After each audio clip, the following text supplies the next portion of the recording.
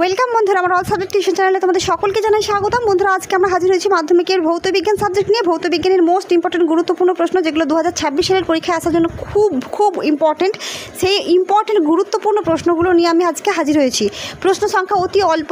ইতিপূর্বে আমি যতগুলো তোমাদের সাজেশান দিয়েছি, তোমরা দেখবে যে ভৌতবিজ্ঞানে এবারের প্রশ্ন আমি অনেক কমিয়ে দিয়েছি, অনেক কম প্রশ্ন দিচ্ছি তোমাদের।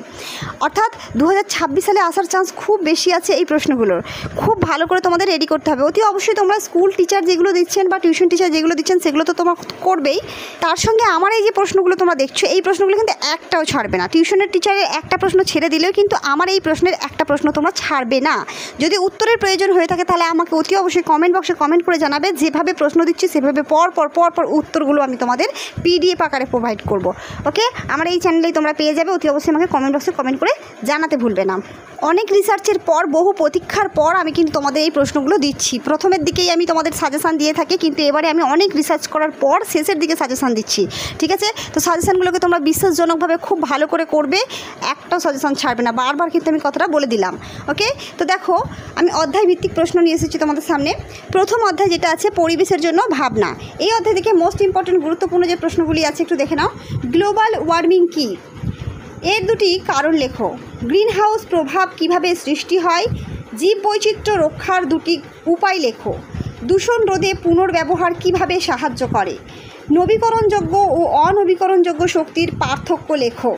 তো প্রথম অধ্যায় থেকে কিন্তু মাত্র 5টা প্রশ্ন দিলাম। ঠিক আছে, বয়েলের সূত্র এবং একটি ব্যবহারিক উদাহরণ দাও।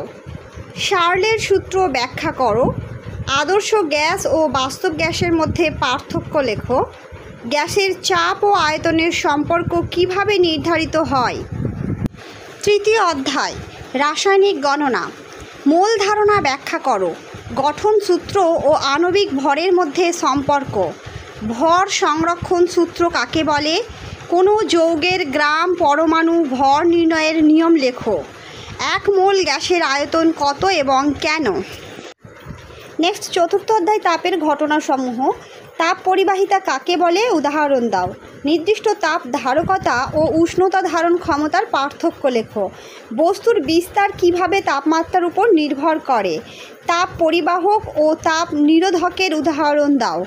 এরপর নেক্সট আলো অধ্যায় থেকে দেখো। এই অধ্যায় থেকে কিন্তু তোমাদের অনেকটাই নাম্বার থাকবে, আলো এবং চলতরিত অধ্যায় থেকে।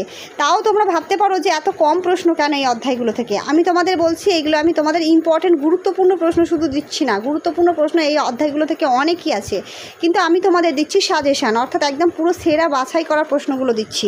খুব ভালো করে রেডি করে প্রশ্নগুলো। প্রথম প্রশ্ন, উত্তল ও অবতল লেন্সের পার্থক্য লেখো। লেন্স সূত্র লেখো এবং এককে ব্যাখ্যা করো। বাস্তব ও কাল্পনিক চিত্রের মধ্যে পার্থক্য লেখো। কোনকের মাধ্যমে আলো বিচ্যুতি ব্যাখ্যা করো। আর পূর্ণ প্রতিফলনের দুটি প্রয়োগ লেখো। মোস্ট ইম্পর্টেন্ট গুরুত্বপূর্ণ 5টি প্রশ্ন খুব ভালো করে রেডি করবে। এরপর চলতরিৎ, এই অধ্যায় কিন্তু তোমাদের মোস্ট ইম্পর্টেন্ট গুরুত্বপূর্ণ অধ্যায়। ওহমের সূত্র ব্যাখ্যা করো। বৈদ্যুতিক শক্তি ও ক্ষমতার মধ্যে সম্পর্ক লেখো। রোধের উপর দৈর্ঘ্য ও ক্ষেত্রফলের প্রভাব লেখো। রোধের সমান্তরাল ও ধারাবাহিক সংযোগ ব্যাখ্যা করো। অ্যাম্পিয়ার ও ভোল্টের মধ্যে পার্থক্য লেখো। নেক্সট, পরমাণুর নিউক্লিয়াস। আইসোটোপ কাকে বলে? দুটি ব্যবহার লেখো। নিউক্লিয়াসের গঠন ও গুণাবলী লেখো। আলফা, বিটা ও গামা বিকিরণের বৈশিষ্ট্য ও পার্থক্য লেখো। অর্ধায়ু কাকে বলে? উদাহরণ দাও। অষ্টম অধ্যায় পর্যায় সারণী। মেন্ডেলিভের পর্যায় সারণীর দুটি সাফল্য লেখো। আধুনিক পর্যায় সারণীর বৈশিষ্ট্য লেখো। শ্রেণী ও পর্যায় কিভাবে নির্ধারিত হয়? ধাতু ও অধাতুর বৈশিষ্ট্য লেখো। নবম অধ্যায় আয়নিক ও সমযোজী বন্ধন। আয়নিক বন্ধন কি? সমযোজী বন্ধন কি? আয়নিক ও সমযোজী বন্ধনের মধ্যে পার্থক্য কি? নেক্সট, দশম অধ্যায় তড়িৎ প্রবাহ ও রাসায়নিক বন্ধন। তড়িৎ প্রবাহ কি? বিদ্যুৎ পরিবাহক ও বিদ্যুৎ নিরোধক কি? রাসায়নিক বন্ধনের প্রকারভেদ কি কি? প্রশ্ন সংখ্যা কম হলেও তোমাদের কিন্তু মেইন প্রশ্নগুলো আমি পুরো একদম ডিটেলসে দিয়ে দিয়েছি।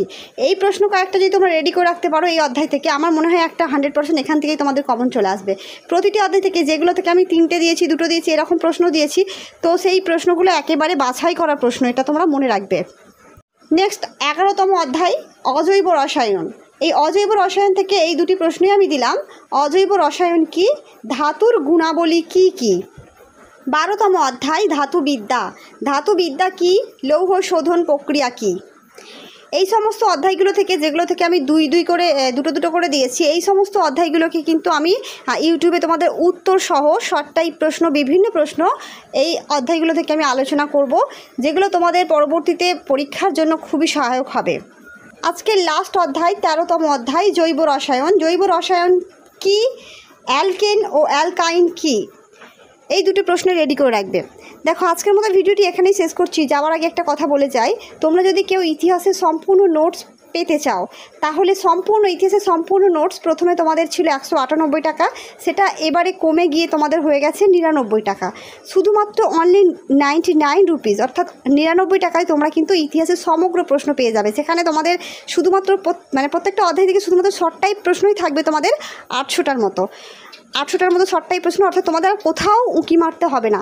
একেবারে নিখুঁতভাবে এখান থেকেই তোমরা গুরুত্বপূর্ণ প্রশ্নগুলো সব পেয়ে যাবে। ইতিহাসে বিশেষ করে অনেক কষ্ট করে অনেক পড়াশোনা করার পরেও 70-80-র উপরে নাম্বার ওঠে না, সম্ভবত দেখা যায়। তো যারা খুব ভালো করে পড়ে, যারা এইভাবে পড়ে, আমি যেভাবে তোমাদের সাজেশান করে দিয়েছি সেইভাবে যদি তোমরা ডিটেলসে করতে পারো, তাহলে 100% অর্থাৎ 98 তো তোমরা পাবেই, এরকম একটা ভরসা থাকবে। ঠিক আছে? তো যারা নোটস পেতে চাইছো তারা আমার এই স্ক্রিনে দেওয়া নাম্বারে যোগাযোগ করবে অর্থাৎ হোয়াটসঅ্যাপে যোগাযোগ করবে। হোয়াটসঅ্যাপে তোমরা হাই লিখে পাঠিয়ে আমাকে জানাবে যে আমি নোটস নিতে চাইছি, তাহলে আমি অতি অবশ্যই তোমাদের নোটসগুলো প্রোভাইড করে দেবো। ওকে, ভিডিওটি যদি একটু ভালো লেগে থাকে তাহলে যাওয়ার আগে একটা লাইক দিয়ে যাবে এবং চ্যানেলটিকে সাবস্ক্রাইব করে রাখবে পরবর্তী নোটিফিকেশানগুলো পাওয়ার জন্য।